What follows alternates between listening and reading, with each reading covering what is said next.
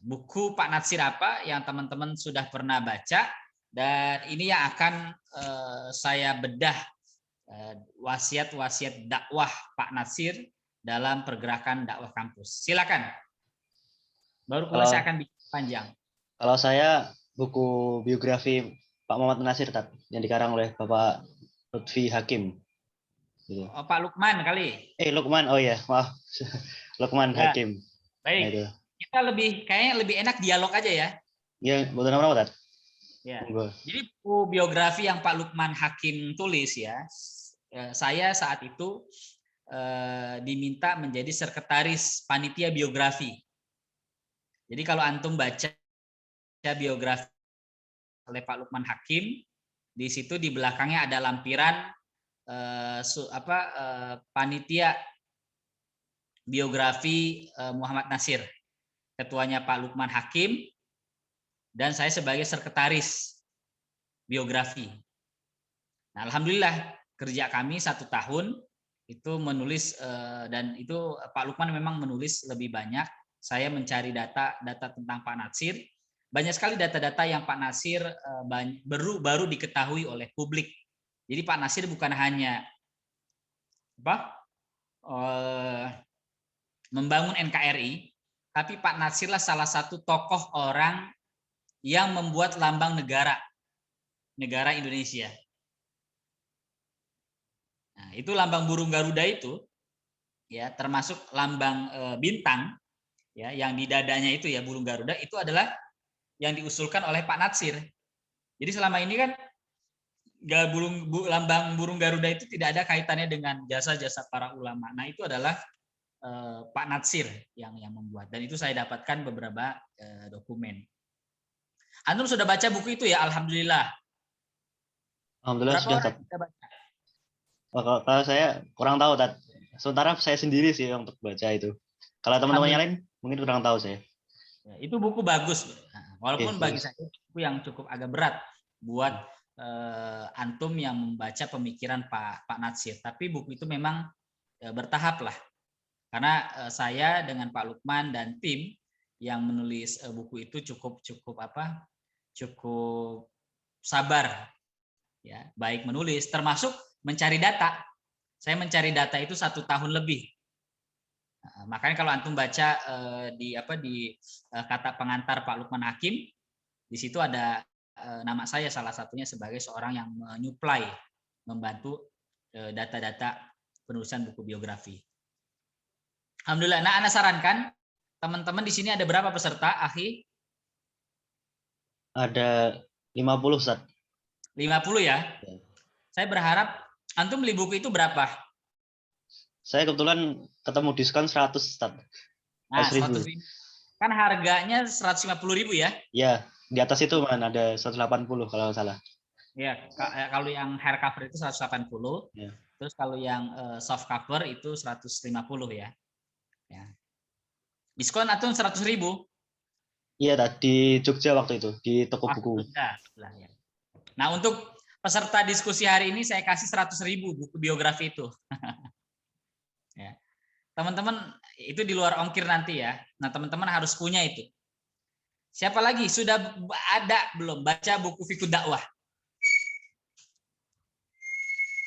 Kalau saya pribadi belum, Tat. Belum ya? Belum. Kader-kader kami yang lain sudah ada dakwah? Moga ikhwan akhwat yang lain. Silakan. Bisa berbagi dengan saya.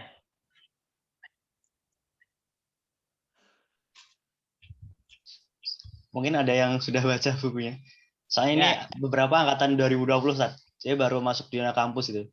Ya, beberapa baik. Jadi nanti teman saya wajibkan harus punya buku Fiqh Dakwah aja dulu. Ya, ini kan kami ini baru berdiri ya di UNS ya. Kalau berdiri sudah dari 98, Tat. Ini lebih ke kepengurusan baru gitu. Oh ya, kepengurusan baru, alhamdulillah. Kalau berdiri kan tahun 98 kami berdiri. Yeah. Nah, saya berharap ya kami ini punya perpustakaan. Sudah punya perpustakaan belum? Sudah, Ustaz. Sudah Sudah ya? ada.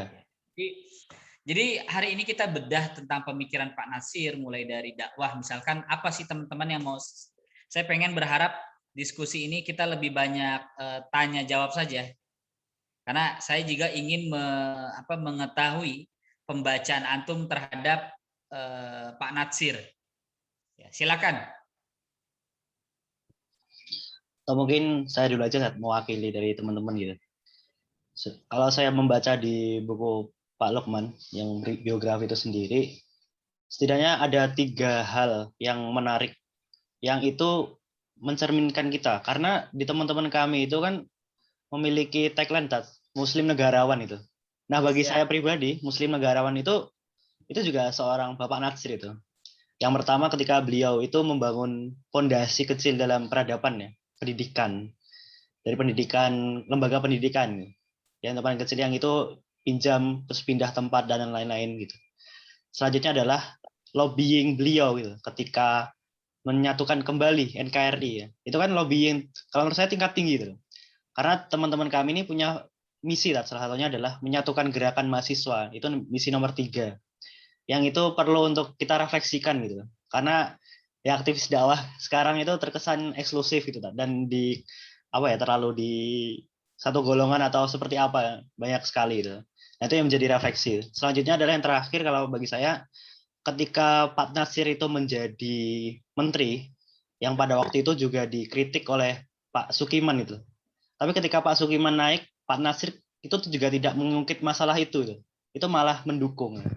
Itu kalau menurut saya yang menarik, Ustaz. Nah, barangkali bagaimana sih, Ustaz, menurut Ustaz, bagaimana refleksi peristiwa-peristiwa itu terutama di kalangan mahasiswa, terutama aktivis dakwah kampus sekarang gitu. Karena dulu Ustaz juga pernah ngisi sebuah materi juga mengenai 3 pilar dakwah itu sendiri kan, yang bagaimana 3 pilar itu juga harus berkorelasi gitu. Dan teman-teman kampus ini sebagai aktivis dakwah itu harus seperti apa gitu. Mungkin seperti itu dulu, Ustaz. Ya. Jadi yang pertama ya, apa sih wasiat dakwah Pak Natsir untuk aktivis dakwah kampus? Yang pertama, karena sebahagian aktivis kampus ini latar belakangnya bukan dari pondok pesantren, ya mereka background anak-anak dari SMA ya, SMK dan sederajat ya. Teman-teman harus menguasai tafakuh fiddin. Tafakuh fiddin artinya belajar Islam ini harus sistematis.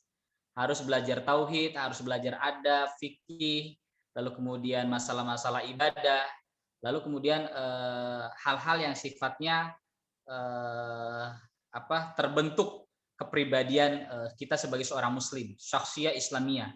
Karena syakhsiyah islamiyah, pribadi muslim tidak akan tumbuh kalau kita tidak mempunyai semangat tafakuh fiddin, ya, semangat kecintaan kita kepada belajar ilmu-ilmu Islam. Nah, belajar ilmu-ilmu Islam ini teman-teman harus sistematis dan harus punya gurunya. Ya, tidak Islam dengan YouTube, dengan melalui medsos dan kegiatan-kegiatan yang lainnya. Jadi yang pertama harus mempunyai tafakuh fiddin. Lalu yang kedua, untuk menjadi aktivis dakwah kampus yang tangguh ya, teman-teman harus menguasai fikih dakwah. Fikih dakwah. Jadi tadi fikih dakwah itu jadi satu kekuatan untuk kita membangun ya kekuatan dan militansi dakwah. Karena kita semuanya adalah aktivis dakwah kampus. Entahkah itu yang di kami, entahkah itu yang di PII, EPMII, HMI dan sebagainya. Maka untuk membangun kekuatan ruh dakwah, maka kita harus belajar fikih dakwah. Termasuk fikih dakwah itu bukan bagaimana kita membangun militansi dakwah, termasuk fikih dakwah itu berbicara tentang adab, kaifiat dan strategi dakwah. Termasuk di situ Pak Natsir berbicara tentang kekuatan-kekuatan dan tantangan-tantangan serta pertolongan-pertolongan dakwah. Jadi ibaratnya kalau teman-teman nggak akan sah sholatnya, kalau teman-teman nggak belajar fikih sholat, ya di fikih sholat itu ada sebelumnya ada fikih toharoh, ya dan sebagainya, ya fikih sholat, ya sampai kemudian bab-bab hal-hal yang membatalkan sholat, lalu kemudian diterimanya sholat, tata cara sholat. Begitu juga dalam dakwah. Semangat dakwah yang teman-teman harus punya itu harus dibarungi dengan fiqh dakwah. Nah, fiqh dakwah itu adalah rambu-rambu. Jadi teman-teman harus baca buku fiqh dakwah Pak Natsir. Nah, di sini kami sudah siapkan tuh bagi generasi muda yang pengen punya fiqh dakwah, harganya 80.000. Jadi memang tidak mahal kita menerbitkan buku ini, tapi setidaknya bagaimana pemikiran dakwah Pak Natsir itu dibaca oleh generasi milenial. Lalu yang ketiga, bagaimana Pak Natsir menjadi seorang negarawan. Negarawan ini berbeda dengan politik.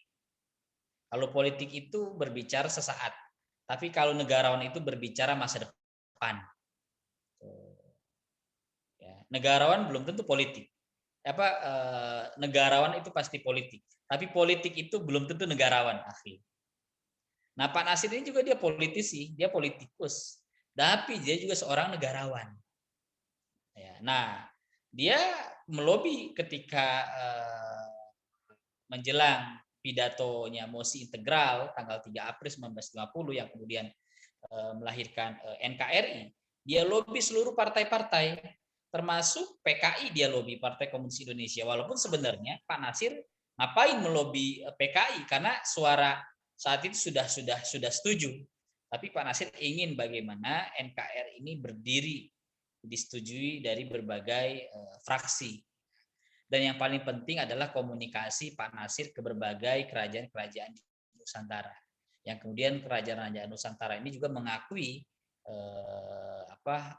NKRI, Negara Kesatuan Republik Indonesia. Jadi mengenal Pak Natsir juga mengenal bagaimana kekuatan dia mempersatukan umat.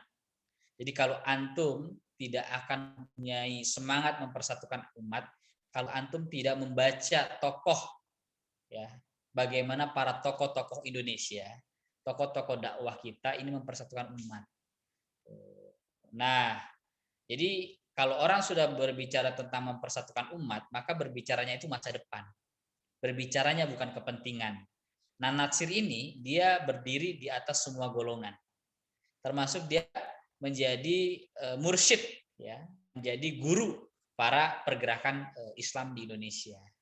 Termasuk buku-buku yang diterbitkan oleh Dewan Dakwah Islami Indonesia itu juga menjadi bacaan maroji, rujukan para dai-dai di seluruh Indonesia. Nah, teman-teman, saran anak tadi baca fiqh dakwah ya. Ada 3 buku yang harus antum baca. Ya, tapi dua buku ini sajalah buat peserta ya. Pertama antum baca tafsir Al-Furqan. Ya, di rumah saya ada bagi teman-teman yang mau beli itu. Tafsir Al-Furqan ini adalah tafsir bacaan wajibnya Muhammad Natsir setiap sholat malam. Selain tafsir Ibnu Katsir dan tafsir fi Dialil Quran Said Qutb Ibnu Katsir. Tafsir Ibnu Katsir Al-Quranul Azim dan tafsir fi Dialil Quran tafsirnya Said Qutb. Termasuk tafsir Al-Furqan Ahsan. Jadi teman-teman harus baca pemikiran Pak Natsir. Bagaimana membangun ruh kekuatan umat. Nah, ruh kekuatan umat itulah yang kemudian beliau mempunyai semangat mempersatukan umat. Karena kata Pak Natsir, mempersatukan umat itu bukannya banyaknya golongan, ya, bukannya banyaknya partai, dan perpecahan golongan umat itu bukan banyaknya partai atau banyaknya golongan, tetapi iftirak, perpecahan umat itu disebabkan ya, penyakit-penyakit ya yang itu menimpa para tokoh-tokoh. Nah, ini yang harus kita hilangkan. Penyakit tokoh itu disebutnya adalah asabiyah, fanatisme golongan, ujub, merasa diri paling benar. Nah, penyakit-penyakit ini harus kita hilangkan. Dengan cara apa? Kita banyak mengkaji kearifan, kebijaksanaan, hikmah para tokoh-tokoh Islam di Indonesia, termasuk Muhammad Natsir. Jadi itu ahi.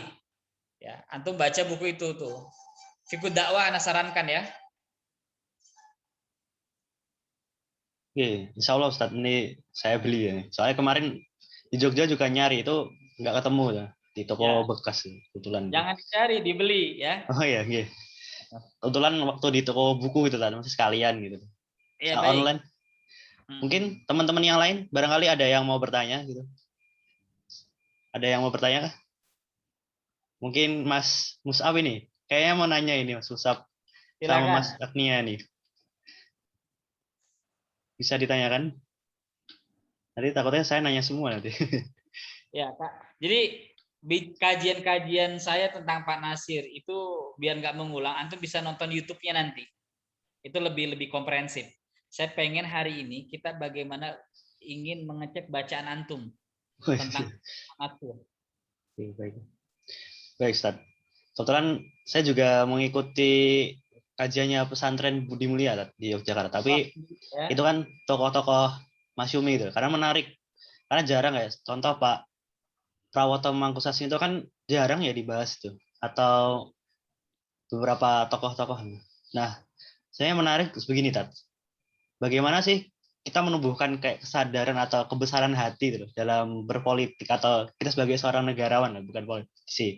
Ketika dulu Masyumi dibubarkan gitu dan di Masyumi bertransformasi gerakannya salah satunya adalah Dewan Dakwah gitu.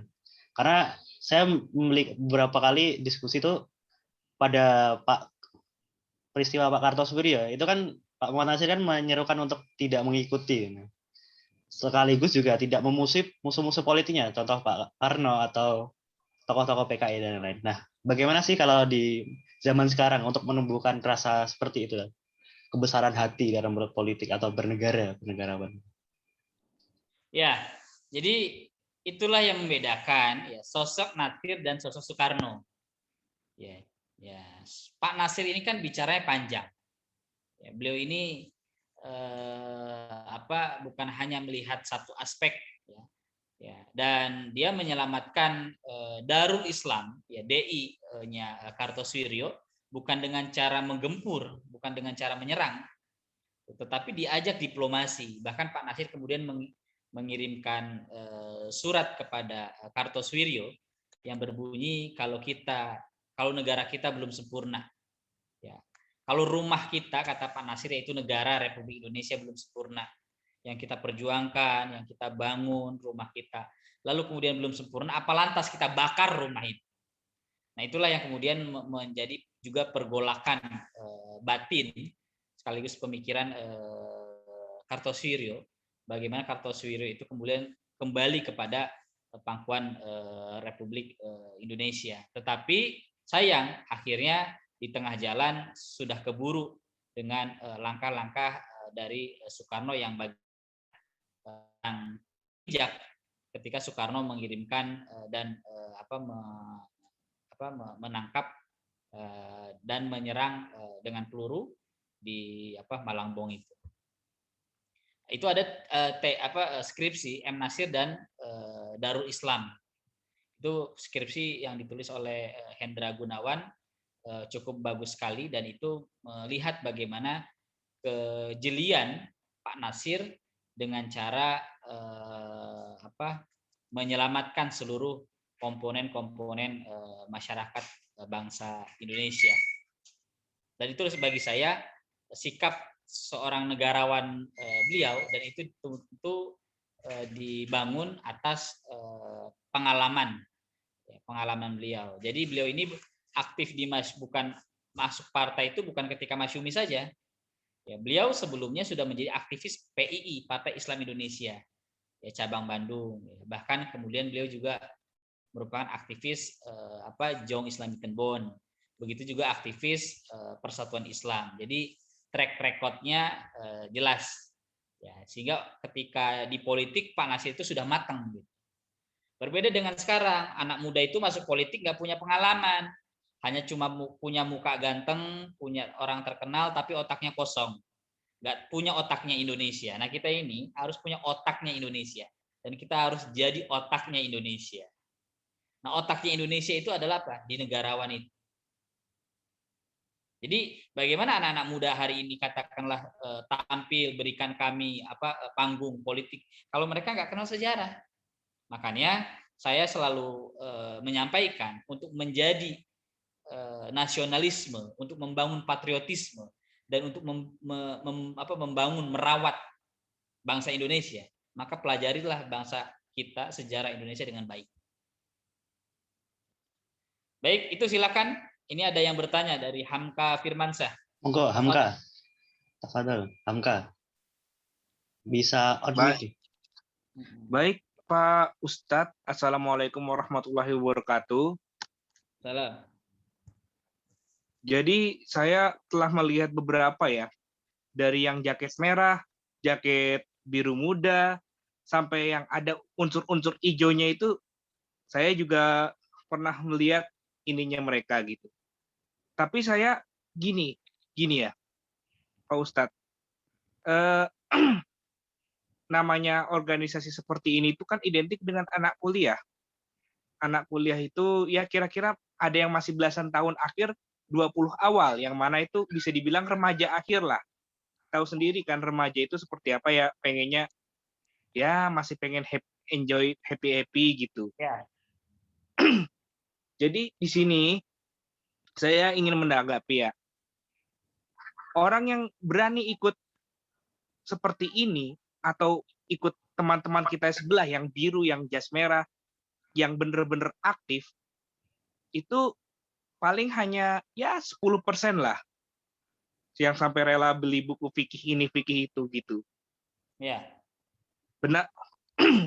Nah, pertanyaannya saya cuma satu, Pak Ustadz. Sebenarnya kan kajian seperti ini penting. Ilmu-ilmu ini seperti ini penting ya. Seperti ini penting. Bagaimana caranya supaya anak-anak itu tidak apatis gitu. Soalnya anak-anak zaman sekarang kan lebih suka sama seorang jungkok daripada seorang natsir. Itu permasalahannya zaman sekarang.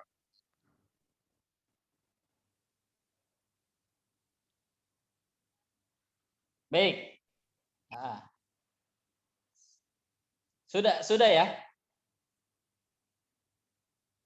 Sudah Ustaz. Monggo Ustaz. Ya, jadi bagi saya ya kita juga harus mempunyai semangat optimisme ya. Antum-antum ini harus mempunyai jiwa optimisme bagaimana menjadi natsir-natsir muda. Bagaimana antum menyampaikan gagasan-gagasan natsir dan gagasan-gagasan para tokoh-tokoh Republik Indonesia. Makanya untuk menjadi generasi muda ya, ada 4 generasi yang harus kita dalam ketahui dalam siklus sejarah. Yang pertama adalah generasi perintis, yaitu generasi pejuang. Yang kedua generasi pelanjut sejarah. Dan yang ketiga generasi penikmat. Dan yang keempat generasi penghancur. Maka jangan sampai kita nauzubillah min dzalik hanya menjadi generasi penikmat. Indonesia sudah 70 tahun lebih, maka kita harus menjadi generasi pelanjut. Cara bagaimana melanjutkan negeri ini? Ya kita harus mengetahui cita-cita, narasi para founding father kita. Makanya sekali lagi, kita tidak punya cara alat yang ampuh untuk membangun nasionalisme. Kita tidak punya cara ampuh untuk membangun patriotisme, berbeda dengan negara lain dengan menerapkan wajib militer. Vietnam, Tiongkok, Israel, ya, Korea dan sebagainya, mereka untuk membangun generasi muda patriot, generasi muda nasionalisme itu dengan wajib militer. Tapi kita nggak punya. Maka cara-cara alat yang ampuh untuk membangun ketahanan negara, ya, ketahanan bangsa, kita harus mempelajari sejarah bangsa Indonesia ini dengan benar. Makanya ya siapapun tidak boleh memalsukan sejarah. Siapapun tidak boleh berdusta dengan sejarah. Sejarah itu harus ditulis dengan tinta emas. Sejarah itu harus ditulis dengan apa adanya. Nah, ini kan menjadi problem gitu. Ketika natsir saja, contoh, natsir diakui menjadi pahlawan nasional baru tahun 2008. Sebelumnya dianggap sebagai pemberontak. 2008 dulu almarhum Pak Ayan Fatwa bersama Pak Lukman Hakim dan tokoh-tokoh itu memperjuangkan sosok Pak Natsir menjadi orang yang diakui jasa-jasa Republiknya. Bahkan kita harus mendesak kepada pemerintah Republik Indonesia agar tanggal 3 April, setiap tanggal 3 April, hari di mana NKRI, Negara Kesatuan Republik Indonesia lahir, itu menjadi hari NKRI.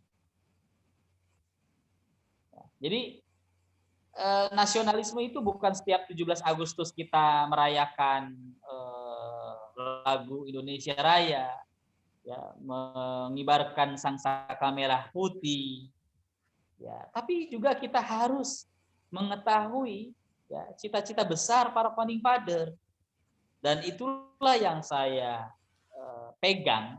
Dengan cara itulah kita akan menjadi pewaris sejarah bangsa Indonesia, pelanjut sejarah. Tanpa itu kita akan menjadi pengkhianat sejarah. Jadi masa-masa antum hari ini masa mahasiswa. Masa-masa mahasiswa harus sudah selesai masa-masa remaja antum. Antum hari ini bukan sudah remaja lagi. Antum sudah menjadi syabab, sudah menjadi pemuda. Ya, 20 tahun, 23 tahun, menjelang 20 tahun, antum sudah masa-masa pemuda. Dan masa-masa pemuda ini harus sudah selesai. Masa-masa SMA-nya, oke lah katakanlah antum SMA masih dulu senang nonton Kobocan, Shinchan, Doraemon, Dragon Ball, ya, dan sebagainya. Tapi ketika antum masuk kuliah hari ini, masa-masa itu harus sudah hilang. Jangan sampai kemudian usianya kita bertambah, semester kita semakin menaik, tapi kemudian semangat keilmuan kita tidak bertambah. Ditambah lagi juga kedewasaan kita tidak bertambah. Nah, justru dengan mempelajari sejarah lah kita akan menjadi manusia yang dewasa. Maka bersyukurlah kepada Allah, dan itu merupakan anugerah dari Allah jika Anda mempunyai penghayatan, suka terhadap mempelajari sejarah. Itu karunia Allah. Dan itu harus Anda pertahankan. Nah, oleh karena itu para kawan-kawan yang dimuliakan Allah, saya selalu menggembleng teman-teman untuk selalu membaca buku-buku yang berkualitas. Karena usia remaja, buku besar itu kemudian harus dibaca. Agar di usia pemuda dia berbicara tentang masalah-masalah hal yang besar. Bukan sebaliknya, sudah jadi tokoh baru membaca buku-buku sejarah besar. Kalau Buya Hamka, kita tidak akan pernah menjadi orang besar jika selama hidup tidak pernah membaca sejarah orang-orang besar. Itu Akhi Hamka Firmansyah. Dan antum diberikan nama oleh orang tua antum Hamka, ya, subhanallah. Semoga antum pelanjut Buya Hamka. Amin Pak Ustadz, amin. Iya sih, memang Pak Ustadz, terkadang jangankan ya maaf ya, jangankan mau pemuda atau remaja kan rentan waktunya hampir sama lah. Terkadang yang udah usia 30 sampai 35 pun yang saya lihat masih banyak yang justru bukan mengidolakan tokoh ilmu, tapi malah mengidolakan yang menurut dia rupawan gitu. Ya saya nggak bisa sebutin oknum lah. Ya kalaupun saya sebutin ya kayak Kim Jong Kook dan sebagainya gitu. Yang saya khawatirkan itu gimana ya? Benar, ketika misalkan nih, nggak usah jadi pejabat deh, itu terlalu tinggi lah menurut saya.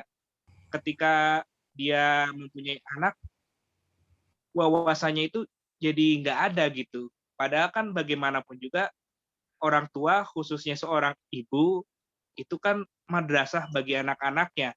Nggak usah politik atau ini kan mungkin untuk untuk kita yang nggak terjun ke sana terlalu jauh kan, minimal kan kita bakal terjun jadi bapak jadi ibu kan, minimal.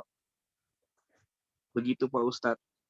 Ya, jadi memang kita tentu harus kita buka kedewasaan kita dengan skala luas. Bukan hanya kita bermanfaat di lingkungan, bukan hanya kita manfaat di keluarga, tapi kita juga harus bermanfaat di masyarakat.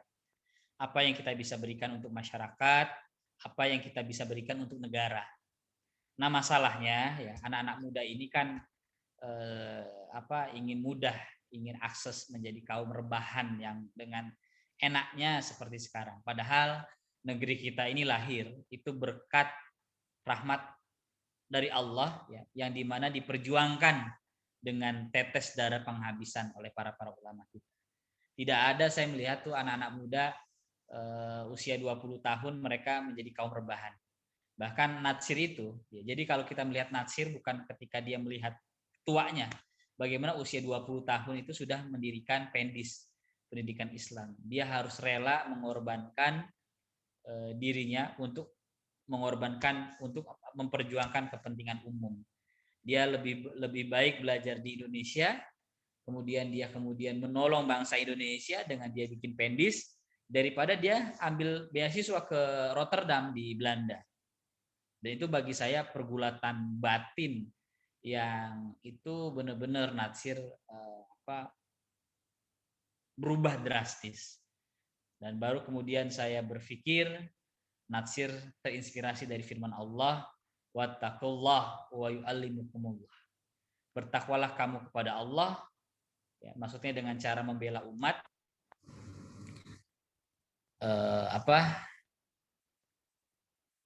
Allah lah yang nanti akan mengajarkan kamu ilmu. Itu ahi. Jadi dari sekarang ya kita harus berpikir umat. Kita harus memikirkan bukan hanya diri kita, juga bukan hanya keluarga kita, tapi juga bagian. Antum aktif hari ini diskusi Zoom hari ini itu bagian dari memperdulikan bagaimana generasi muda kita kenal dengan natsir. Jadi itu Ahi Hamka, syukran. Silakan yang lain. Monggo, kawan-kawan yang lain, adakah yang mau bertanya gitu? Maaf Ustadz, sekali lagi Pak. Oh iya, monggo. Ya, setahu saya yang saya baca itu Ikhwan kami ini kan berasal dari Ikhwanul Muslimin. Yang mana Ikhwanul Muslimin itu berasal dari negeri jauh lah. Mungkin dari Zimbabwe itu lebih dekat daripada dari Indonesia itu sendiri, karena kan Mesir kan lebih dekat ke Zimbabwe ya, sama-sama benua Afrika gitu. Jadi intinya gini, Mesir yang udah hebat aja masih mau mendirikan seperti ini, padahal Mesir dengan sejarahnya yang punya piramid, yang punya ini, terus Taiwan yang yang udah makmur juga masih ada gitu kan, dia kan juga punya organisasi ekstra kayak gini kan, kalau nggak salah namanya SECI ya, meskipun itu organisasi non Islam tapi masih ada gitu yang ikut setulus hati, bahkan bukan hanya 1-2 pengikutnya itu seluruh dunia, mereka bisa memancing seluruh dunia, apalagi Amerika, apalagi Inggris gitu. Padahal kan seandainya saya jadi warga negara mereka, ya saya tinggal rebahan aja, orang pendapatan per kapita mereka udah tinggi, makanan nggak susah, apa-apa juga tinggal ini doang, kompensasi pengangguran lagi, kurang enak apa coba. Tapi mereka yang justru yang sadar-sadar itu, yang sadar politik, yang sadar kita dipermainkan apa enggak, itu justru negara-negara seperti itu. Contohnya kayak Donald Trump, buktinya nggak bisa 2 kali periode. Coba kalau Donald Trump jadi presiden Indonesia ya mungkin bisa maksimal gitu periodenya seandainya Donald Trump mimpin Indonesia gitu. Karena mereka sudah sadar sepak terjangnya Donald Trump itu seperti apa, jangankan orang Islam ya yang istilahnya udah gelai gitu sama namanya Donald Trump, orang Amerika sendiri aja udah gelai juga, udah nggak suka, gelai gitu sama Donald Trump gitu. Baik. Intinya pertanyaannya apa tadi? Ya itu aja sih. Jadi lihat Indonesia sebenarnya masih banyak yang kurang gitu. Udah tahu pemerintahnya gitu, banyak ideologi banyak yang bergesekan, terus habis itu masalah kemiskinan masih banyak, masalah moral masih banyak, tapi orang-orang tuh yang penting perutnya kenyang gitu. Terkesannya seperti itu. Baik, ya. Ya kita harus optimis dan kita jangan terlalu banyak menuntut kepada negara. Kita jangan terlalu banyak menuntut kepada pemerintah. Jadi kita sebagai umat Islam, ya, Pak Nasir itu kan selalu membacakan firman Allah dalam surah Al-Imran. Nanti antum buka Al-Quran Al-Karim surah Al-Imran ayat 110. A'udzubillahi minasyaitonirrajim. Kuntum khairu ummatin ukhrijat. Afan, Tat, suaranya kecil banget tadi, Tat. Suara jenengan kecil. Khairu ummatin ukhrijat linnas ta'muruna bil ma'ruf wa tanhauna 'anil munkar wa tu'minuna billah.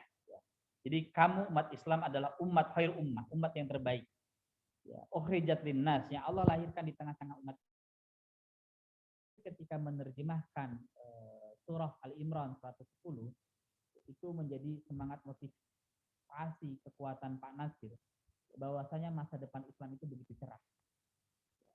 Oleh karena itu antum bisa ikut kajian saya bila Islam tidak ada di pangkuan di muka bumi, tidak akan menjadi masa emas gitu.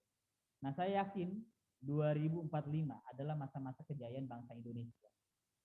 2045. Tapi masalahnya Islam itu posisinya ada di mana gitu. Saya beberapa kali diskusi dengan kawan-kawan Malaysia, dengan teman-teman di Asia Tenggara, mereka mengatakan kekuatan Indonesia ini akan menjadi kekuatan raksasa besar tahun 2045. Ya. Kedengaran suara saya ya? Maaf, terlalu kecil. Agak kecil, Tat. Tapi tadi agak kurang dekat mungkin, Tat. Baik. Nah, gitu sih. Udah dengar. Ya? Jadi 2045 ini akan menjadi kekuatan besar ya bangsa Asia, dalam hal ini bangsa Indonesia. Tetapi posisi Islam itu saat itu berada di atas apa ada berada di bawah? Ya, jadi jangan sampai kemudian Islam itu menjadi yang ada di bawah, ya negara di atas. Tidak salah. Kalau kita baca tesisnya Josh McTurnan Kahin, Nasionalisme dan Revolusi di Indonesia, itu risetnya Kahin di Amerika di Cornell, kata beliau nasionalisme itu tumbuh ketika bangsa kita ini mempunyai keyakinan kepada agama. Dan agamalah yang kemudian menggerakkan semangat untuk membangun melawan penjajah. Nah, agama ini dalam hal ini Islam. Agama ini Islam. Nah, oleh karena itu para kawan-kawan yang dimuliakan Allah Subhanahu wa taala, ya kita harus belajar. Inilah yang kemudian ayat Al-Qur'anul Karim yang pertama turun ke muka bumi adalah Iqra bismi rabbikal ladzi khalaq. Ya, membaca. Bagaimana membaca ini harus mengantarkan kita kepada Allah Subhanahu wa taala. Bangsa yang besar adalah bangsa yang mempunyai gagasan-gagasan besar dan mempunyai budaya literasi yang kuat. Dan saya yakin kekuatan itu insya Allah ada di umat Islam Indonesia. Tetapi sekali lagi kita harus mempersiapkan sekarang. Ya, kalau menjadi kaum rebahan lalu kemudian kita berleha-leha, ya kita tidak akan diperhitungkan dalam pentas sejarah masa depan. Maka kekuatan untuk membangun masa depan hari ini adalah kekuatan optimisme yang perlu kita bangun dengan kesungguhan-kesungguhan kita untuk memperjuangkan Islam dan untuk memperjuangkan bangsa Indonesia. Caranya adalah apa? Membangun kekuatan besar dengan membaca sejarah dengan baik. Makanya kenapa Al-Quran banyak bercerita tentang kisah. Dan kisah itu selalu menjadi ibroh, ya kan? Ibroh. Ibroh itu berasal dari kata bahasa Arab abaroh, jembatan. Jadi kita tidak akan bisa menyeberangi masa depan kalau kita tidak mengetahui masa belakang. Orang yang tidak mengetahui masa depan, dia tidak akan tahu masa orang yang tidak belajar masa belakang, dia mempelajari sejarah, dia tidak akan mengetahui masa depan. Dan orang yang tidak mengetahui masa depan adalah orang yang tidak mengetahui tentang bagaimana kehidupan sesungguhnya. Dan itulah Al-Quranul Karim ya, berbicara kenapa Al-Quran banyak berita sejarah orang-orang besar. Dan kita di situ harus membaca sejarah riwayat orang-orang besar. Orang-orang yang pernah hidup dalam pentas sejarah di dunia ini. Termasuk Muhammad Natsir rahimahullah. Bagaimana seorang Natsir, dia selalu struggle, dia selalu berjibaku dengan semangat. Dia menjadi orang anak muda yang segala keterbatasannya, dia harus mencari kayu bakar, bekerja, lalu kemudian ya semua hidupnya dilakukan untuk perjuangan. Jadi tidak lihat kita Natsir itu kemudian menjadi ujuk-ujuk tokoh yang besar. Dia ditempa dari tempaan sejak kecil. Berbahagialah antum yang hari ini sering diuji, berbahagialah antum dari ini sejak remaja sering ditempa, karena itulah sebagai salah satu didikan Allah untuk antum menjadi seorang pemimpin-pemimpin ke depan insya Allah. Ya, Ustaz. Ini masih ada pertanyaan? Tidak apa-apa, Tat? Ya, silakan. Oke, ini saya bacakan aja, Tat, di room chat ya. Dari Ihmani ya, Nurul Ihmani dari IAIN. Assalamualaikum Ustadz Afwan, saya mau bertanya. Tadi Ustadz bilang bahwasanya kaum muda itu tidak hanya bermanfaat untuk lingkungan, tapi masyarakat juga. Yang saya tanyakan di sini, bagaimana caranya mengawali berdakwah di masyarakat yang masih awam, lemah terhadap pemahaman ilmu tauhid, Nah, sebagai kader kami Ahwat untuk mengawali ini bagaimana Ustadz? Sedangkan di kampung ini minim banget yang kuliah, itu pun hanya 2 orang. Satu bukan aktivis, yang satu aneh. Jangan berdakwah Ustadz, kita pakai jilbab syar'i saja sudah di pojokan. Pada intinya, pertanyaan saya minta tips buat kader Ahwat untuk berdakwah di pedesaan. Oke, baik. Gitu, Ustadz. Ya, subhanallah, ini pertanyaan bagi saya ini adalah pertanyaan seorang ahwat yang untuk menjadi manusia yang tangguh. Karena orang yang besar itu bukan orang yang hidup di kota besar, bukan. Orang yang besar adalah orang yang hidup di daerah-daerah kecil.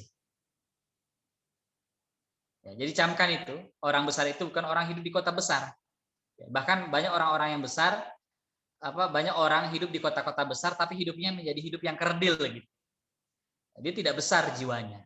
Justru orang yang besar itu adalah orang yang siap berdakwah di lingkungan-lingkungan, di pelosok-pelosok, kampung-kampung terkecil dan sebagainya. Dan itulah wasiat dakwah Pak Natsir. Makanya Pak Natsir itu mengatakan keberhasilan pendakwah itu adalah dia berdakwah tempat dia dilahirkan, tempat di mana dia tinggal. Pak Natsir menyebutnya dalam fikih dakwah itu sebagai kampung yang dia bina dengan baik. Pak Natsir mengistilahkan qaryatun thayyibah, membina kampung yang kemudian Allah berikan warabbun ghafur. Ya, jadi ada baldatun thayyibatun warabbun ghafur. Nah, kalau membina desa ini disebut qaryatun thayyibah. Jadi dakwah itu ya insya Allah kalau kita berdakwah dengan ikhlas, dengan serius, ya bermunajat kepada Allah. Karena kan pendakwah ini ya hanya mengajak.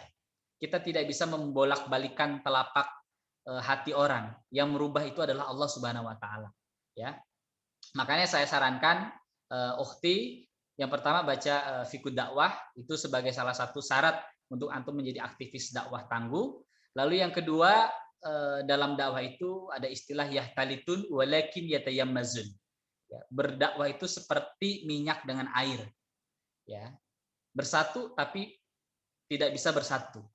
Atau seperti seekor ikan yang masuk ke lautan yang asin, ya sampai kapanpun ikan itu tidak akan pernah asin. Ikan itu akan selalu amis. Begitu juga kita berdakwah itu di masyarakat, ya kita harus bisa mensibgoh. Jangan sampai kemudian kita tersibgoh. Yang paling terpenting berdakwah harus dengan tulus, ikhlas, ya tidak mengharapkan imbalan. Lalu yang kedua berdakwah dengan kesabaran, membina umat, dan yang paling terakhir bertawakallah kepada Allah yang bisa menggerakkan dan membolakkan balik hati seseorang. Ya muqallibal qulub, sabit qalbi ala dini wa ta'atik. Semoga kita menjadi dakwah ilallah, pendakwah yang mengajak, menyeru kepada ajaran Allah Subhanahu wa taala. Semangat, subhanallah. Baca buku fikih dakwah ya.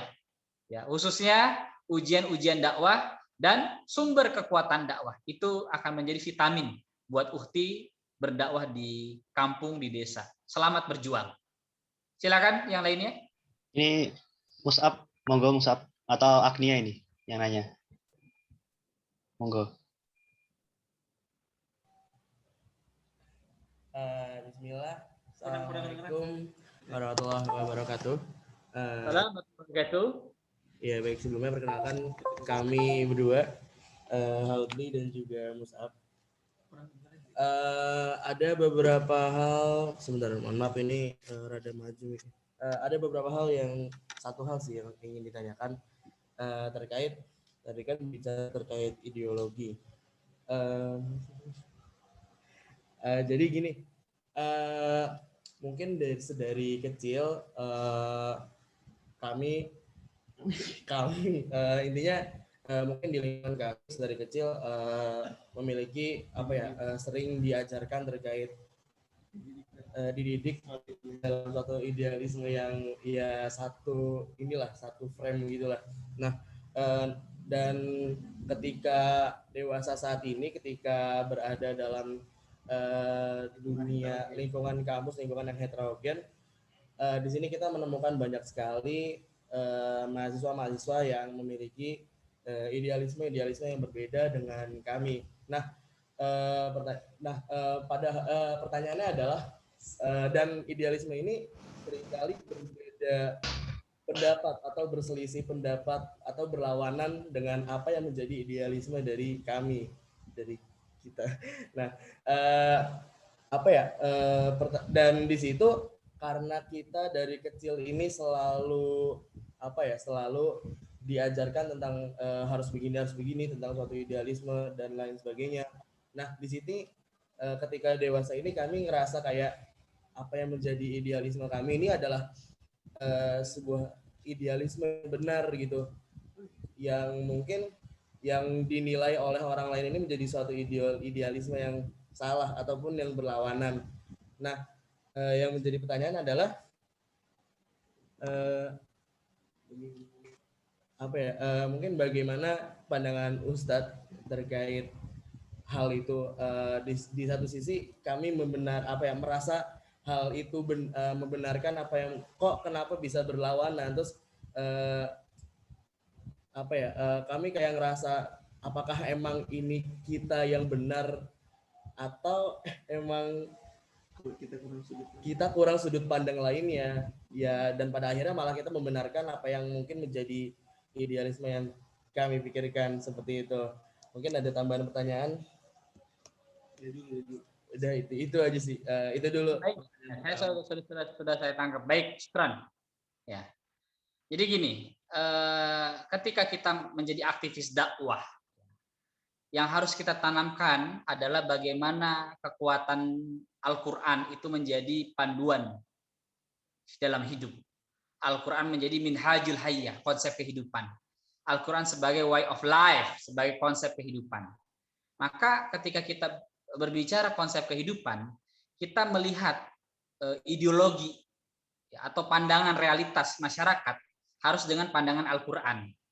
Mengapa Al-Quran itu menjadi dua? Yang pertama, Al-Quran sebagai huda linnas, petunjuk buat manusia, petunjuk buat kita, panduan buat manusia.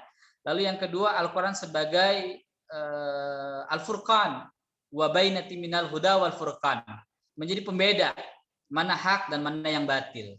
Jadi memang kampus-kampus itu menjadi tempat bergumulnya ya ideologi-ideologi, entahkah itu sosialisme, sekularisme, Islam, komunisme, kapitalisme dan sebagainya. Maka kita sebagai seorang aktivis dakwah kampus ya harus mengibarkan kekuatan Al-Qur'an untuk menggempur ideologi-ideologi lainnya.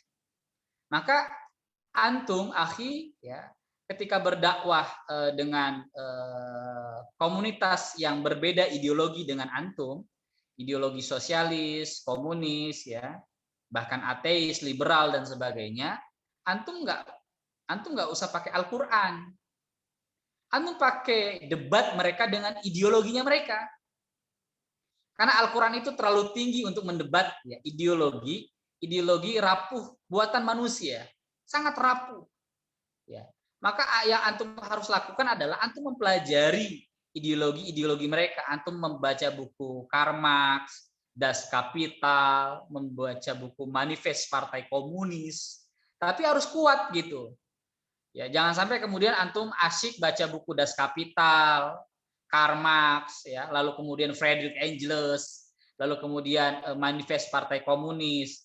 Akhirnya aktivis dakwah kampus akhirnya malah kebablasan, akhirnya jadi kader komunis gitu. Dan itu banyak terjadi.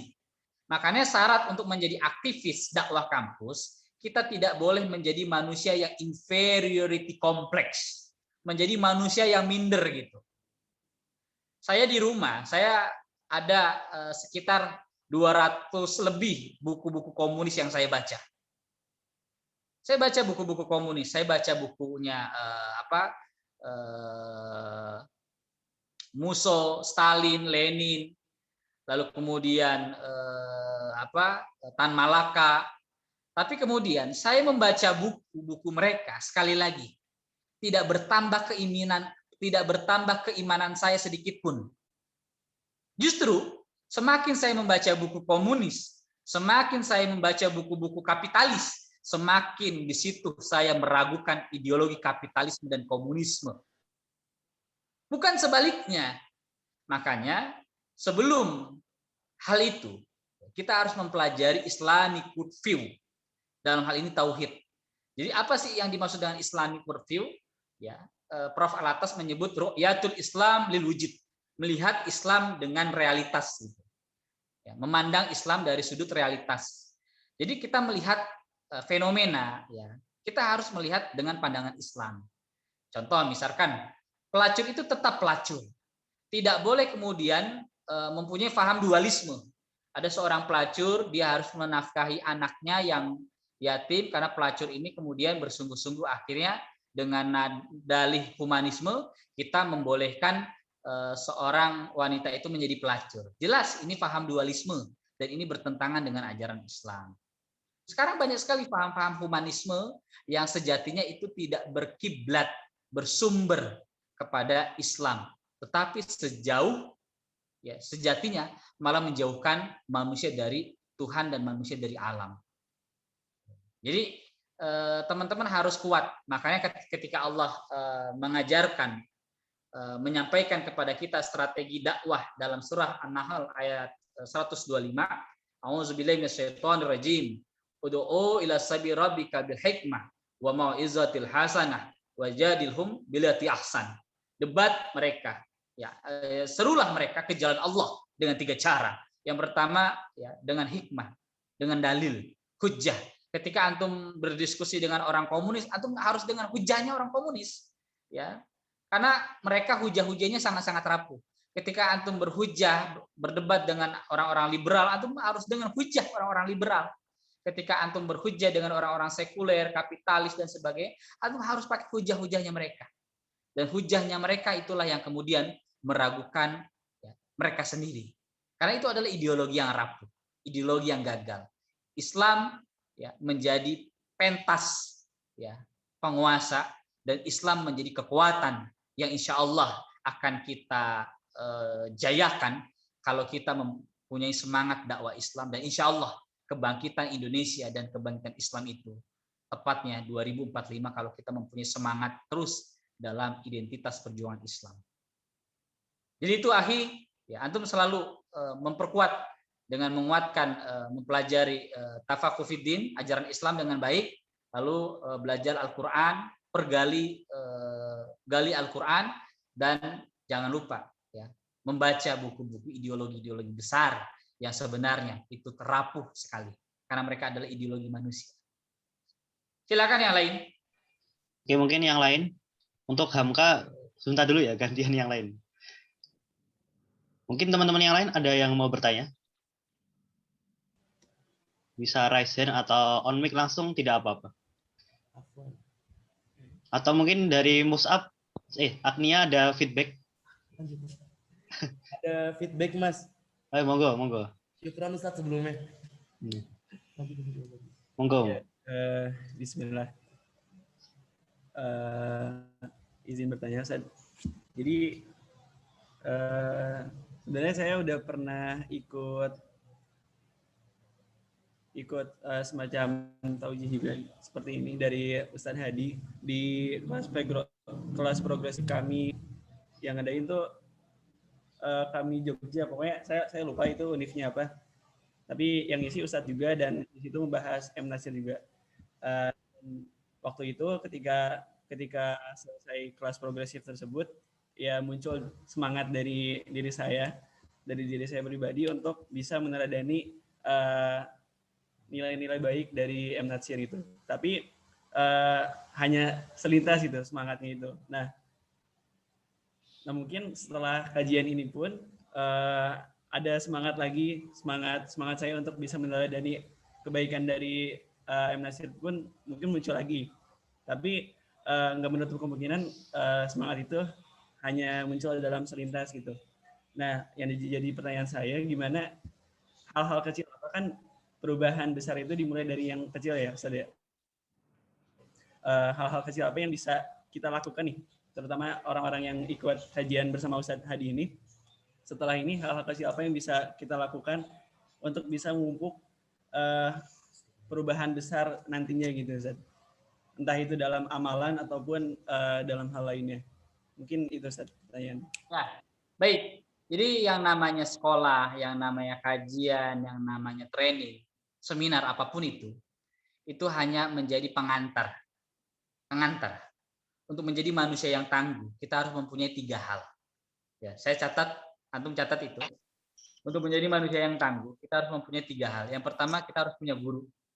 Kita harus belajar kepada guru yang alim.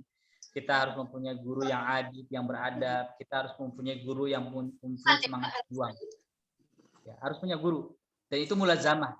Ya, tidak bisa kita datang seminar dari yang yang lain, tolong di-mute. Nah, itu Pak masuk universitas gitu. Ya. Lalu yang kedua, ya, jadi kita harus intensitas dengan guru. Ya, saya menyebutnya dengan tradisi mulazamah para guru. Nama saya Masalah. Lalu yang kedua, ya, tradisi membaca buku. Buku itu Hamka menyebut membaca buku-buku yang baik seperti memberi rohani yang baik. Oleh karena itu, ya, jantungnya para aktivis itu adalah perpustakaan, yaitu buku. Jadi kalau antum mempunyai jantung dan hidup, maka antum harus mempunyai perpustakaan. Ya. Buku itu adalah kekuatan yang saya kira interaksi kita dengan para ulama sampai sekarang terus terbangun. Dan yang ketiga adalah lingkungan yang menempa kita. Antum harus punya lingkungan yang kemudian antum menjadi survive dan antum bisa struggle dengan tuntutan realita zaman hari ini. Jadi 3 hal ini yang kemudian insya Allah semangat itu akan terus bertahan, bahkan terus meningkat. Dan yang paling penting adalah kekuatan sholat malam. Kekuatan sholat malam, tahajud atau qiyamul lail itulah yang menjadikan pribadi baca, pribadi hebat ya di tengah kehidupan pragmatis yang dialami seluruh manusia hari ini. Insya Allah kita akan mempunyai pribadi yang hebat, pribadi yang kuat, yang Allah sampaikan maqamah mahmudah. Allah angkat derajat kita di antara manusia-manusia lain dan menghidupkan sholat malam. Disitulah Allah akan berikan kekuatan mithaq qaulan syadida ya. Kekuatan yang menghujam. Nah, kekuatan yang menghujam itulah kemudian apa? Allah berikan ada di hati ini. Insyaallah. Ya. Jadi ya kajian ini hanya pengantar saja ya. Jadi kalau antum pengen tahu tentang Pak Nasir, antum buka di YouTube saya banyak sekali tentang Pak Nasir. Makanya saya ingin di hari ini ya, karena ini bicara wasiat dakwah Muhammad Nasir, saya ingin bagaimana menyampaikan wasiat dakwah Pak Nasir ini dengan pertanyaan-pertanyaan antum yang kemudian saya elaborasi dengan pemikiran-pemikiran dakwah Pak Nasir. Baik, itu akhi ya, selamat terus berjuang ya, terus minta kekuatan doa kepada Allah dan mempunyai dibimbing oleh guru-guru yang saleh, guru-guru yang alim dan guru-guru yang mempunyai jiwa mujahid. Ada waktu beberapa menit lagi karena saya harus ngisi kajian lagi nih, mohon maaf. Oke, mungkin betul apa sebelum jam 9 ya? Sebelum jam 9 ya? Mungkin ada yang, oh ya ini Mutiara Reski ya, untuk Hamka gantian ya. Monggo bisa langsung on mic. Oke, makasih. Jadi izin bertanya Ustadz, kan tadi udah ditanyain sama siapa ya? Musab sama Haudi kayaknya yang tentang perbedaan prinsip kita sama orang lain. Nah, terus abis itu yang lagi parah sekarang itu kan kayak LGBTQ community kan, Tat. Nah, terus habis itu ternyata banyak juga orang-orang yang Muslim coming out gitu loh. Jadi kayak mengaku bahwa dia itu memang ketertarikan seksualnya ataupun dia itu menjadi bagian dari LGBTQ tadi.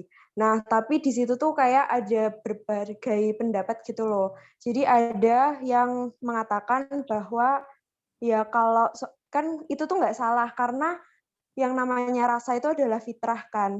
Nah, terus abis itu asalkan kamu bisa mengelola nafsu tersebut, kamu nggak melakukan perbuatannya, nah itu kamu bisa ngontrol, itu boleh. Maksudnya gimana ya? Ya asalkan nafsu kamu itu bisa dijaga gitu. Tapi ada juga yang berpandangan bahwasanya LGBT itu tetap nggak boleh. Kamu punya rasa kayak gitu pun nggak boleh gitu loh. Nah, bagi kita sendiri kan pastinya kita nggak tahu ya ke depannya akan bertemu orang seperti apa. Mungkin juga bertemu saudara kita yang sesama Muslim ternyata juga seperti itu. Nah, terus kita tuh cara menanggapinya gimana ya, Tat? Apakah ya itu boleh asalkan dia bisa mengontrol, ataukah punya rasa seperti itu tetap salah gitu loh, Tat. Karena kadang kita nggak mau menyakiti saudara kita juga, dan kita ingin membawa mereka ke jalan yang benar tuh dengan cara yang tidak menyakiti hati mereka gitu. Terima kasih. Baik, makasih Mutiara. Jadi pertanyaannya ini bagus ya. Artinya dakwah ini harus dengan hikmah. Tapi bagaimana istilah kulil haqqa walau kana murran. Katakanlah yang benar walaupun pahit. Tapi kemudian jangan kemudian dakwah itu harus didengar orang pahit, enggak. Tapi harus bijak. Kan tadi saya bilang surah Nahl 125 ya, dengan hikmah. Yang kedua dengan mauizah, dengan tutur kata yang lembut. Ya, saya selama ini ya sering membina para gay, ya, para lesbian. Tapi itu bertahap. Dan alhamdulillah mereka sembuh. Ya. Jangan sampai kemudian kita berdakwah hanya kemudian basyiron, hanya menyampaikan kabar gembira tapi tidak memberikan peringatan, naziran. Ya, jadi dakwah bukan hanya amar ma'ruf, ya, ngajak orang sholat, tapi ada ketika kemunkaran kita diam. Nah itu nggak boleh. Tuh, anil munkarnya kemana? Tuh, makanya Allah akan berikan kekuatan, pertolongan ya buat kita. Allah akan berikan generasi yang beruntung, generasi khair ummah kalau kita ta'muruna bil ma'ruf wa tanhauna 'anil munkar. Nah, itu memang butuh perjalanan panjang. Yang paling jelas sekali lagi, sebelum kita berdakwah, doakanlah dalam lisan-lisan kita, dalam ungkapan-ungkapan kita, doa untuk yang akan kita dakwahi. Kita ini hanya pengantar, bukan yang kemudian bisa membolak-balikan hati orang, bukan. Kita ini manusia yang lemah. Makanya saran saya, teman-teman baca buku Fiqhud Dakwah. Dan saya sampai sekarang sebagai aktivis dakwah yang sudah puluhan tahun, ya, usia saya sekarang 31 tahun, ya, besok saya 32 tahun, saya membaca Fiqhud Dakwah itu seperti banyak hal yang baru yang saya dapatkan dalam praktek-praktek dakwah di lapangan. Jadi dakwah mana yang hak harus hak, mana yang batil itu harus sampaikan yang batil. Tidak boleh dicampur adukan yang batil dengan yang hak dengan yang batil. Katakan. Tetapi itu harus dengan bijaksana. Nah, hikmah atau kebijaksanaan itu butuh waktu, butuh perjalanan, butuh ilmu yang kemudian antum akan diberikan hikmah oleh Allah. Jadi bukan hanya dalam dakwah, bukan hanya berani saja, bukan hanya kemudian berani, tegas, ya, tapi juga harus melahirkan hikmah. Nah, hikmah itu akan lahir, akan Allah berikan kalau kita berdakwahnya karena Allah. Kalau berdakwahnya kita yang berdakwah menyampaikan kepada orang lain itu atas ya kemauan diri kita sendiri, ya atas mengharap ridho dari Allah Subhanahu wa taala. Insyaallah Allah akan berikan hikmah baik lisan kita, perilaku kita, ungkapan kita dan sebagainya. Insyaallah. Wa mau'izatil hasanah, mau'izah. Surat makanya nanti strategi dakwah buka surat An-Nahl 125 ya. Kalau tidak bisa wajadilhum billati ahsan, debat mereka dengan cara yang ahsan. Ya, bagaimana Pak Nasir berdebat dengan orang komunis, berdebat dengan orang sekuler, orang Kristen, tapi setelah itu Pak Nasir kemudian secara manusiawi ya baik. Mana yang hak, tegakkan yang hak. Mana yang batil, kalau sudah urusan masalah prinsip itu tidak boleh kita ragu. Kita kemudian kaku lidah kita. Makanya salah satu pendakwah, sifat pendakwah itu harus mempunyai kemerdekaan berpikir. Ya, kemerdekaan lisan, kemerdekaan menyampaikan, tidak boleh diatur oleh orang. Insyaallah, ya baca Fiqhud Dakwah ya. Itu luar biasa, samudra luas yang Allah berikan untuk para pejuang. Termasuk antum semua.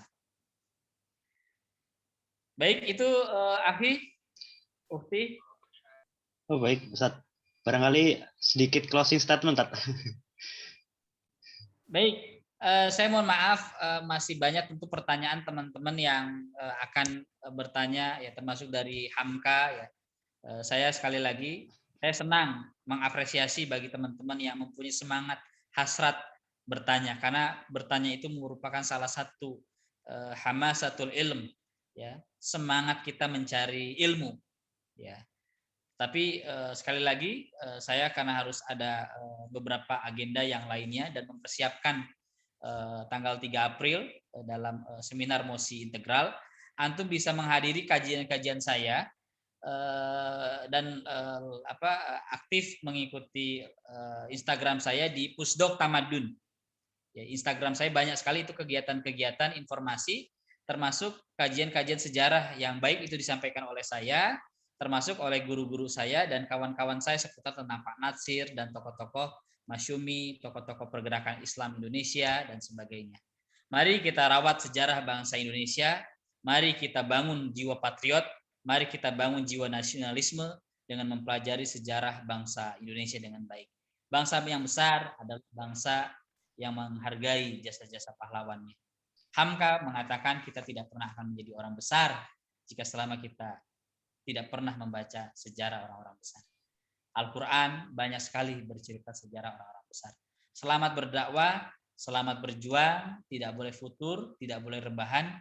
Mari kita jayakan bangsa Indonesia dan kita jayakan dakwah Islam di seluruh Indonesia dengan terus mempelajari sejarah orang-orang besar, tokoh-tokoh Islam di Republik Indonesia. Demikian ini yang saya bisa sampaikan. Kita tutup dengan doa kafaratul majlis. Subhanakallahumma wa bihamdika asyhadu an la ilaha illa anta astaghfiruka wa atubu ilaik. Wabillahi taufiq wal hidayah. Assalamualaikum warahmatullahi wabarakatuh. Waalaikumsalam warahmatullahi wabarakatuh. Syukran Ustadz Hadi dari teman-teman kami. Mohon maaf kalau ada mungkin persiapan yang kurang. Semoga nanti bisa diimplementasikan. Apa tidak bisa sampai jam berapa? Ini harusnya sampai jam 10 malam ya? Wah, 10 malam. Ya, mungkin kesempatan lain Ustadz. Insya Allah ya. Yeah. Bisa like di Instagram saya ya, Pusdok Tamadun. Oke, baik. Moga teman-teman di follow ya. Insya Allah itu agenda bagus-bagus gitu. Mungkin syukran Ustaz atas waktunya dan ilmunya, semoga bisa menambah. Selamat terus berjuang. Syukran, kasiran. Assalamualaikum warahmatullahi wabarakatuh. Waalaikumsalam warahmatullahi wabarakatuh. Syukran Ustaz. Mungkin bisa melanjutkan agenda selanjutnya gitu. Oke, baik teman-teman semuanya. Ini tercatat ada 73 peserta ya.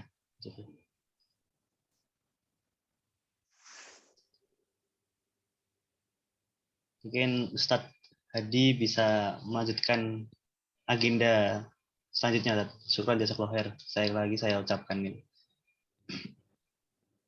Oke teman-teman semuanya, sedikit tadi mereview ya. Pertama kalau kita berbicara tentang Bapak Muhammad Natsir ya, kita perlu untuk kembali menggali. Nah saya rekomendasikan teman-teman untuk membaca buku yang berjudul biografi Pak Muhammad Natsir, ditulis oleh Bapak Lukman Hakim ya. Nah, teman-teman bisa beli di banyak tempat gitu, di banyak tempat dan insya Allah itu membuka pandangan kita bagaimana pemikiran dari Pak Natsir itu sendiri gitu. Nah, beberapa hal teman-teman. Pertama, Pak Muhammad Natsir ini ketika tadi saya bertanya ya, saya sedikit mention di bagian buku itu sendiri itu ada proses di mana beliau itu ketika umur 20-an ya, itu membangun sebuah lembaga pendidikan Islam. Dan satu hal yang membuat saya itu tercengang adalah di umur segitu ya, di umur 20-an, beliau itu sudah melakukan ibaratnya mengajak debat salah satu pendeta kalau nggak salah, atau aktivis Kristen lah gitu. Karena di situ dia mendeskripsikan umat Islam di umur segitu gitu, dengan ya mungkin secara dinamika beliau saat muda dan lain-lain. Tapi beliau berani. Itu di umur 20-an. Nah, menjadi pertanyaan adalah, hari ini, kita ini sudah ngapain gitu di umur 20-an gitu loh. Kan di sini rata-rata mungkin umur 20, 19, 18 gitu ya. Yang di situ nanti bisa menjadi refleksi lah buat kita semuanya gitu. Seperti itu, dan selanjutnya adalah bagaimana beliau itu benar-benar mendalami Islam yang tadi direkomendasikan oleh Ustadz Hadi ya. Buku Fiqh Dakwah yang di situ membahas bagaimana kita dalam berdakwah atau dalam tantangan-tantangan dakwahnya. Karena di zaman sekarang tantangannya itu lebih besar gitu, lebih besar, dan kita sebagai seorang muslim mahasiswa ya, orang-orang terpelajar, apakah kita bisa menangkap tantangan itu? Itu yang perlu dipelajari kembali, atau kita kembali melihat realitas kehidupan sekarang. Jangan sampai kita hanya sebagai orang yang ya kita menjagakan orang lain untuk berjuang. Tapi kenapa kita tidak sendiri untuk berjuang itu? Banyaklah belajar, membaca buku, kuatkan sholat malamnya, ibadahnya. Dan yang paling menarik adalah ketika kita sebagai masuk dunia kuliah, kita akan terpesona ya. Ini bukan nyanyi ya.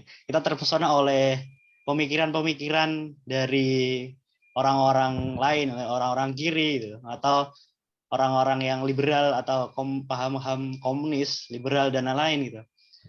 Kita kayak mungkin ya, ini biasanya sindrom anak kami atau anak-anak mahasiswa itu, wah asik ya ke kiri-kirian gitu. Tapi kita tidak memahami itu secara keseluruhan. Kita hanya ikut dalam arus mereka, kita terpancing agitasi mereka, tapi kita tidak menyadari, tidak menyadari bahwa isi yang di dalamnya itu adalah menjauhkan kita dari nilai-nilai keislaman. Mungkin itu teman-teman sedikit review dari saya. Saya ucapkan syukron jazakallahu khair kepada 67 orang di sini ya. Semoga bisa bermanfaat dan insya Allah nanti agenda pada malam hari ini akan di-share di YouTube kami, insya Allah nanti nunggu prosesnya.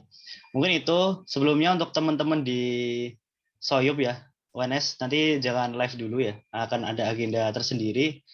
Untuk teman-teman semuanya yang lain barangkali bisa untuk live terlebih dahulu ya. Saya tutup sementara forumnya, nanti teman-teman UNS jangan keluar dulu ya. Jangan keluar, nanti akan ada agenda internal. Mungkin itu syukran jazakallahu khair kepada teman-teman dari banyak kampus, ada dari IAIN, ada dari UMS, bahkan ada dari Jember nih baru masuk ini, terus ada dari Semarang, dan masih banyak lagi gitu. Mungkin itu saya tutup forum pada ini sementara. Syukran jazakallahu khair. Wassalamualaikum warahmatullahi wabarakatuh. Monggo untuk teman-teman yang di luar UNS bisa untuk live seperti dahulu. Ya, siap Mas Rizky. Siap. Yang UNS jangan live ya. Mungkin yang di UNS bisa ganti name-nya ya. Bisa ganti rename Soyub ya. Ini Mbak Desi ini bisa live, Mbak. Baru datang udah keluar. Pada Mbak Laila Yurin, wah syukuran Mbak Laila udah menyempatkan di supervisi kita sama Kamda ini. Ini ada Mas Zen. Ini yang Afan Mas Muhammad Zain Mutawakil ya. Ini baru hadir tapi agendanya udah selesai, Mas. Ini Mas Zen Presma Wanji nggak nih?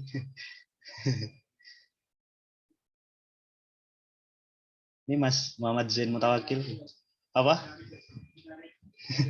Enggak dicari.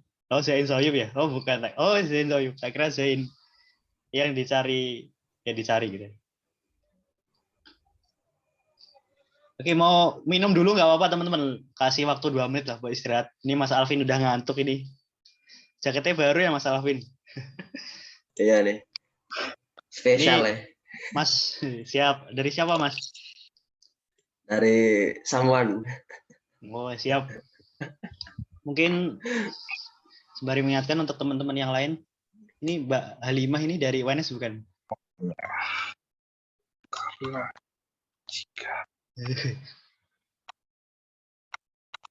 Mbak Laila, ini AFK ya kelihatannya. Ini bukan maksud mengusir ya, tapi ini agenda internal. Ada Mbak Monaria Hasna ini.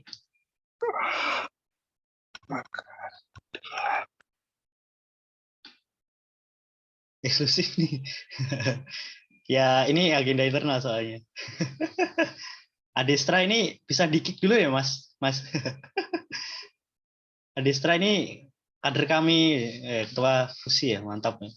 Ini dia nyambi surat. Ya syukran jazakallahu khair. Oh ya, iya siap. Soalnya gak di-rename. Saya nanya aja. Ini Mbak Halimah nih, UNS gak? Maksudnya Komsat Soyub gak nih? Ini Mbak Sofi Fahrani ini gak di-rename nih. Ini UNS gak nih?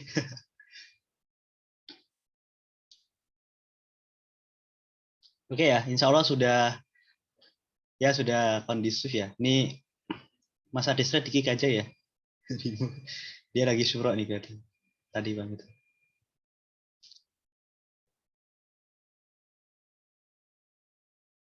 Oke, teman-teman semuanya. Ini kita buka kembali ya. Bismillahirrahmanirrahim. Assalamualaikum warahmatullahi wabarakatuh. Ya, syukran ya teman-teman sudah meluangkan waktunya di malam hari ini.